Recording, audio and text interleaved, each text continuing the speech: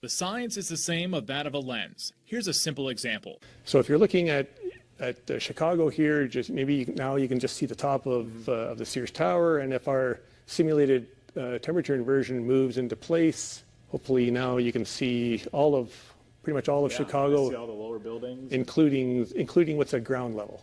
So the atmosphere really is like acting like a lens. Yes.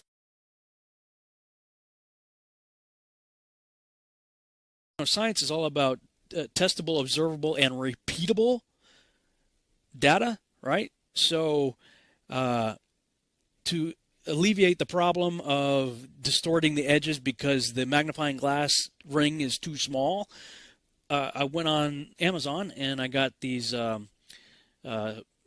plastic magnifying sheets and came up with another way of doing the same thing using the sheet right here. Set the city up, a little cutout of the city, and now I've got the big magnifying glass sheet. Bring the camera right up to the lens. See, that's the normal view of the city. Now let's back up again. The science is the same of that of a lens. Here's a simple example. So if you're looking at Chicago here, the atmosphere really is like acting like a lens. Yes. Atmosphere really is acting like a lens, and this is how much of the city is missing due to the lensing effect, the magnification of the atmosphere. You're missing, a good portion of the city just by pulling my iPhone back on a 3-foot long desk. That's how much I lost of the city.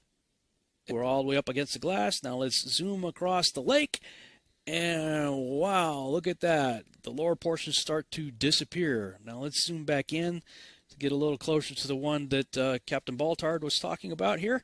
And wow, look at this. Here's his image on the right, and here's my image on the left. Missing the lower portions of the city had nothing to do with curvature whatsoever. And this, of course, is my answer to the meme that you've all seen being passed around on Facebook showing the missing part of buildings is absolute proof of the curve. No, not really. But, okay, here's the part I really wanted to show you guys. I was already in the process of modifying my experiment, so here's what I came up with. I've got my magnifying sheet frame, and I created a little stand to paste the sun on it and keep it the same height over the flat surface of a table. So the sun is always going to be parallel with the surface. And check this out. All right, here's the first test of a sun moving over a flat surface. And with no atmospheric magnification, it does what we might expect it would. It gets smaller as it goes away from us.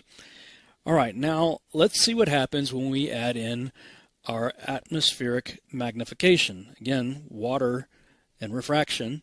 Water causes magnification and refraction, right? So let's bring the sun back. Oh, check this out.